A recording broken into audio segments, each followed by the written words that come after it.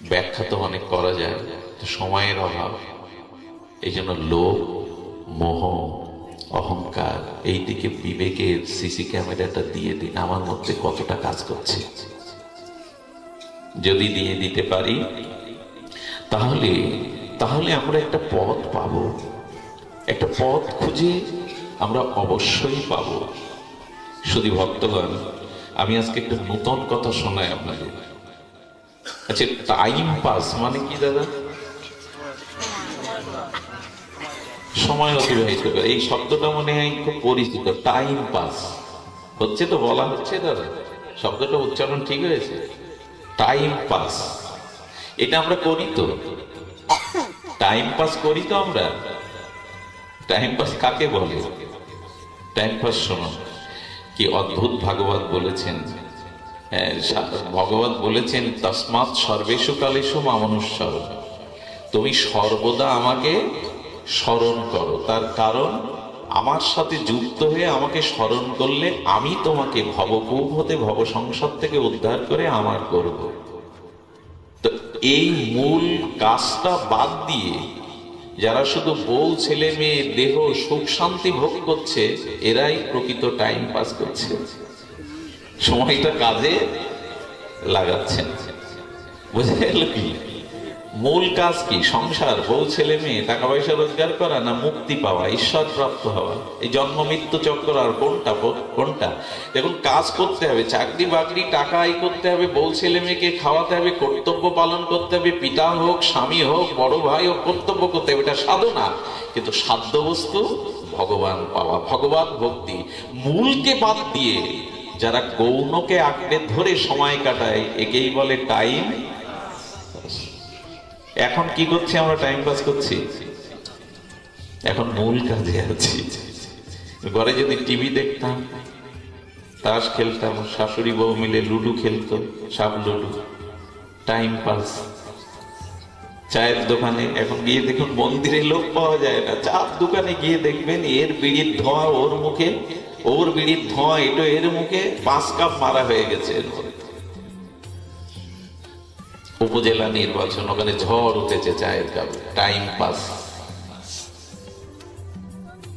মূল যারা ভগবানের ভজন না করে, নিজের উদ্ধারের চেষ্টা না করে, হরিনামকে রেখে, সাধু সঙ্গ রেখে, যাদের জীবনে ভগবত লক্ষ্যকে বাদ রেখে অন্য করছে, এরা টাইম পাস করছে। টাইম পাস আর একটা দৃষ্টান্ত আছে খুব সুন্দর, সেটা হলো দেখুন, ন্যায় নীতি নিয়ে চলে, পিতামাতার সেবা করে, সংসারে কর্ম করে, কর্মটাকে প্রাধান্য দেয়, কর্মযোগে কিন্তু ভগবত ভজন, এরাও টাইম পাস করছে। এরা সময়টা কাজে লাগাচ্ছে না। যাই করুন, ভগবত ভজন না করলে কিন্তু নিজের উদ্ধার, ওর দ্বারা পুণ্য হবে, পুণ্যের দ্বারা পরবর্তী জন্মে বড় লোকের ঘরে জন্মাবেন, ধন, বিত্ত, ঐশ্বর্য, সম্মান পাবেন, অথবা স্বর্গে যাবেন। কিন্তু গলা ধাক্কা দিয়ে আবার ফেলে দেবে দেবতারা। পুণ্য ফুরিয়ে গেল, যা আসন ছেড়ে দেবে, ভিসা ফুরিয়ে গেছে, দেশে চলে যাবে। এই জন্য ভগবত ভজন করে যারা মনে করে ন্যায় নীতি নিয়ে চলবো, বিদ্যা আছে আমার, জ্ঞান গৌরব আছে আমার, বিদ্যা আছে, পিতামাতার সেবা করি, আমি কর্মের মধ্যে থাকি, এটাও টাইম পাস। এটার দ্বারাও পূর্ণ হবে, সুখ হবে, পরকালে স্বর্গ হবে, ভগবত প্রাপ্তি হবে না।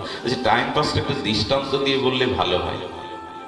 দৃষ্টান্তটা, আপনি 8টাতে ট্রেন, আপনার কি যশোর রেল স্টেশন থেকে 8টায় ট্রেন, আপনি আধা ঘন্টা আগে পৌঁছালেন, 7:30টায়, কিন্তু গিয়েই ঘোষণা শুনলেন 1 ঘন্টা ট্রেন বিলম্বিত। এই তো, তখন কি করবেন? এই টাইমটা কি করবেন? Time pass. টাইম পাস মানে আজকাল পকেট থেকে বের করে শুরু হলো, আছে আমার কাছে, শুরু হলো টাইম পাস।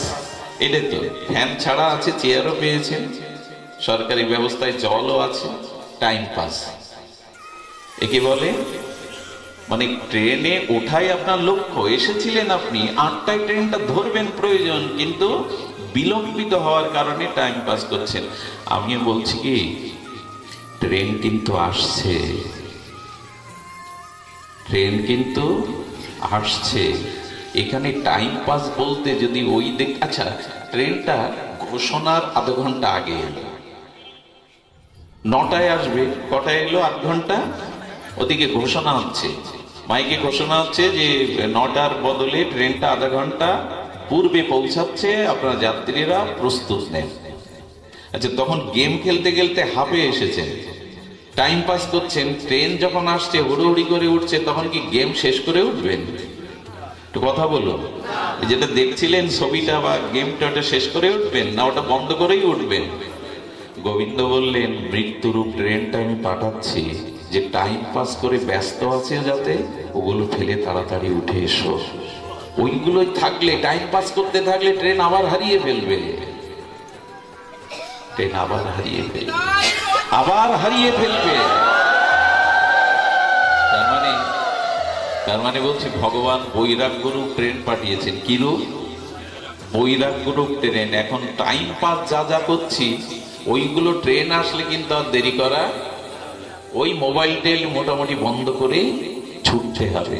তেমন বৈরাগ্যরূপ ট্রেনে আমাদের উঠতেই হবে। যদি না ওঠেন তাহলে ওই টাইম পাস করতে করতে কোটি কোটি জন্ম এভাবে টাইম পাসই হবে, মূল লক্ষ্যে পৌঁছানো, জন্ম মৃত্যু জরাবাদি থেকে নিজের নিষ্কৃতি কোনোদিনই নয়। জীবনের সময়টা কাজে লাগা, একটি মুহূর্তও যেন বৃথা ব্যয় না হয়। দেখুন, অর্থ চলে গেলে, সম্পদ চলে গেলে কত শোক করি আমরা, করি না? করি কিনা? তো সময় চলে গেলেও ভক্তরা শোক করে, প্রভু এই সময়টা বৃথা গেল, তোমার ভজন হলো না, তোমার নাম নেওয়া হলো না, সময়টা কাজে লাগলো। এই ব্যথাটা জাগে কাদের? না, প্রভু সময় চলে গেল, তোমার নাম নেওয়া, তোমার ভজন করা হলো না, তোমার ভজন করা হলো না। আসলে বাবা যে কথা বলতে চেয়েছিলেন, মহাপ্রভু দিলেন অনবদ্য করুণার অবদানে আমাদের জন্য ব্রজপে এলেন, কিন্তু পাত্র কই? আচ্ছা, 3 দিন ধরে আপনাকে আমি স্বর পড়ে গেছে, সার স্বর সুস্বাদু মেধাযুক্ত, যাতে বলকারক, পুষ্টিকারক, মেধাকারক দুগ্ধ আমি আপনাকে খেতে দিচ্ছি, কিন্তু পাত্রটা আবর্জনা বা নোংরায় ভরা। দুধ বলকারক, পুষ্টিকারক, মেধাকারক, কিন্তু যে পাত্রে আপনি দুধটা ধারণ করে খাবেন সেই পাত্রটা নোংরা। খাবেন কি? আমার খুব বলতে ইচ্ছা করছে, যদি অপরাধ না দেন, বাবা এখানে আছেন, দাদাজি আছেন, বলতে ইচ্ছা করছে, এখানে গীতা ভাগবতের কথাগুলো হলো খাঁটি উৎকৃষ্ট দুগ্ধ, যা ভেতরে ভক্তি পুষ্টি করে, কিন্তু আমরা যারা যে পাত্র এনেছি নিতে, সেই পাত্র পরিষ্কার করে নিচ্ছি তো, যাতে কাজে লাগে।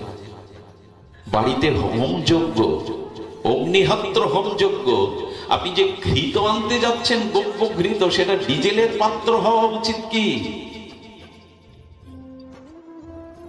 সে পাত্র ঘি নিলে হোমে লাগবে, ব্যবহার করা যাবে। এত যে ভাগবত অমৃত আমরা নিচ্ছি, পাত্রটা শুদ্ধ করছি তো, আস্বাদনের উপযোগী করছি তো। আস্বাদনের, এই তোমার বাইরে কি ওইটা হচ্ছে কিনা দেখো, কি জিজ্ঞাসা করছে জয় রাধে। আমরা এই জন্য শাস্ত্রী বলছেন যে আমাদের এই যে মায়া, গুরু মহারাজ বলে গেলেন ইতিপূর্বে। আচ্ছা, শঙ্করাচার্য যাচ্ছেন, কে যাচ্ছেন? শঙ্করাচার্য যাচ্ছেন, পেছনে অনেক সশিষ্য প্রশিষ্যগণ। একজন একটা কৃষক গাধা নিয়ে যাচ্ছে, গাধার গলায় দড়িটা কৃষকের হাতে। শঙ্করাচার্য শিষ্যদের প্রশ্ন করছেন, গাধার পেছনে কৃষক চলছে না কৃষকের পেছনে গাধা চলছে? কি উত্তর হবে? আপনারা কি বলবেন? কৃষকের নির্দিষ্ট পথেই তো গাধাটা যাচ্ছে। উনি জিজ্ঞাসা করছেন, কৃষকের নির্দিষ্ট পথে গাধা চলছে না গাধার নির্দিষ্ট পথে কৃষক চলছে? কৃষকের নির্দিষ্ট পথেই তো গাধা যাবে। তো সবাই তাই বলেছে, কৃষকের নির্দিষ্ট পথে অনুগমন করছে গাধা। শঙ্করাচার্য বললেন না, গাধার নির্দিষ্ট পথেই কৃষক অনুগমন করছে। বলে কি করে প্রভু? শঙ্করাচার্য দৌড়ে গিয়ে গাধার দড়ি খুলে দিয়েছে গলার থেকে, দিলে গাধা যেদিকে দৌড়াচ্ছে কৃষক বলে ওই দেখ ওই দেখ, কৃষক নির্দিষ্ট পথে, গাধা যাচ্ছে না, গাধার নির্দিষ্ট পথে। তেমনি আমাদের সামনে পথ খোলা ছিল, মুক্তির পথ, প্রেমের পথ, ভক্তির পথ, কিন্তু মায়া আমাদের সে পথে না যেতে গিয়ে আমরা গাধার নির্দিষ্ট পথে, মায়ার পথেই চলছি। আমরা এই কথা অস্বীকার করতে পারবো না, মায়ায় আমাদের ঘুরিয়ে নিয়ে বেড়াচ্ছে, মায়ায় আমাদের ঘুরিয়ে নিয়ে বেড়াচ্ছে। এই জন্য আমাদের উচিত হবে কি, উচিত হবে মায়ার পিছনে না যাওয়া। আর এর জন্য কি প্রয়োজন? এই জন্য প্রয়োজন ভাগবতে এসে হরিকথাতে একটু শ্রদ্ধা আর বিশ্বাস। আমি খুব সংক্ষিপ্ত করব। বিশ্বাসটা দুর্বল হয়ে গেছে, শ্রদ্ধাটা দুর্বল হয়ে গেছে। বিশ্বাস এলে কি হয় জানেন? সমর্পিত ভাব আসে, সমর্পণ আসে। বিশ্বাস এলে কি হয়? সমর্পণ। আচ্ছা, আমাদের আমেরিকায় তখন ব্রিটিশ রাজ্যের আগের কথা, তো সে সময় আমাদের দক্ষিণ ভারতের উদয় শঙ্কর একজন রাজা ছিলেন, তিনি বিলেতেই থাকতেন। তো ওখান থেকে বিয়ে করে উনি ভারতে আসছেন। উনি কিন্তু যুবরাজ, বিশেষ শিক্ষার জন্য বিলেতে গিয়েছিলেন। নবপরিণেতা, বিবাহ করে বধূকে জাহাজে আসতেও, তখন তো আর এরোপ্লেন নেই, ইয়ার ব্যবস্থা নেই, উনি জাহাজে আসছেন। কিন্তু সাগরে এসে জাহাজটা ঘোষণা এলো যে ডুবে যাচ্ছে। তখন জাহাজের নাবিক বলছেন, যা কিছু আছে পারলে বাঁচার জন্য আপনারা সাগরে ঝাঁপ দিয়ে বাঁচার চেষ্টা করুন, জাহাজ ডুবে যাবে, এক্ষুনি ডুবে যাচ্ছে। সঙ্গে সঙ্গে যে উদয় শঙ্কর, ইনি ছিলেন তিরুপতির ভক্ত, বালাজি তিরুপতির ভক্ত। তিরুপতি মানে আমাদের গোবিন্দকেই বলে, ওই দেশের ওরা দক্ষিণ ভারতে তিরুপতি বালাজি বলে, এটা বিখ্যাত। আপনি যদি এখন তিরুপতির দর্শন করতে চান, 2 মাস আগে আপনাকে লেখাতে হবে, 8 থেকে 10 ঘন্টা লাইনে দাঁড়িয়ে তিরুপতিকে দেখতে হবে, এতটুকু ভগবানকে। সেখানে প্রতিদিন যে সোনা দেয়, আমরা যেমন বাক্সে টাকা দেয়, সেই সোনার পরিমাপ বললে আমার আপনারা বিশ্বাস করবেন না, এতটা সোনা দেয় সেখানে। তিরুপতি বালাজি খুব বিখ্যাত দক্ষিণ ভারতে। দক্ষিণ ভারত থেকে তো ভক্তির উৎস। তো উনি তিরুপতি বালাজির ভক্ত, নীরবে, জাহাজ ডুবে যাচ্ছে, ওনার স্ত্রী ডাকছে, কি হলো? আরে তুমি এবার ধ্যানস্থ হয়ে আছো কেন? তোমার চিন্তা নেই, ভাবনা নেই, জাহাজ ডুবে যাচ্ছে। উত্তরটা কিভাবে দিল জানেন? ওনার কাছে তলোয়ার ছিল। তখন আগ্নেয় অস্ত্র বলতে তো বন্দুক, পিস্তল না, তলোয়ার নিয়ে ওনার স্ত্রীর গলায় ধরেছে। তোমার ভয় করছে? বলে, কেন ভয় করবে কেন? তুমি তো আমার স্বামী, তুমি কি আমার গলায় তলোয়ার ধরেছ আমাকে নিশ্চয়ই মারার জন্য না, আমাকে মিছা ভয় দিচ্ছ কেন? বলে, তোমার ভয় করছে না? বলে, না। বলে, ভয় করছে না কেন? বলে, তুমি আমার পতি বলে আমাকে মারতে পারো না। তো গলায় তলোয়ার ধরলে ধারালো যেমন তোমার ভয় হচ্ছে না আমি পতি বলে, তেমন জাহাজ ডুবে যাচ্ছে আমার ভয় হচ্ছে না, কারণ আমার একজন পরম পিতা আছেন, তিনি আছেন। এই বিশ্বাসটা আছে তো আমাদের, তিনি আছেন। কেউ নেই আপনাকে উদ্ধার করবার, আপনার কল্যাণ করবার জগতে কেউ নেই, কারণ কেউ সমর্থ না। যেখানে 12 জন এক গ্রামে ভিখারি বাস করে, সেখানে কে কার কাছে ভিক্ষা চাইবে? সবাই তো ভিখারি। এই জগতে কোনো জীব আর একজন জীবকে কল্যাণ করতে পারে না, পরম কল্যাণ করতে পারে এক গুরুদেব আর শ্রী ভগবান। সেখানে বিশ্বাসটা, তিনিই মঙ্গল করতে পারেন, তিনিই প্রকৃত কল্যাণ করতে পারেন। এই জন্য আমাদের বিশ্বাসটা রাখতে হবে। বিশ্বাস আর আমরা রেখেছি। দেখুন, অনেকেই আমরা ভগবান মানি। আচ্ছা, এখানে যারা কেউ আছেন, আমি যদি ব্যক্তিগতভাবে সবাইকে জিজ্ঞাসা করি ভগবান মানেন, কি উত্তর আসবে? সকলেই বলবে ভগবান মানি। আচ্ছা, ভগবান মানি, আমি সত্তাকে মানি, ঈশ্বরকে মানি, কিন্তু তাকে যদি প্রশ্ন করেন ঈশ্বরকে কি জানো?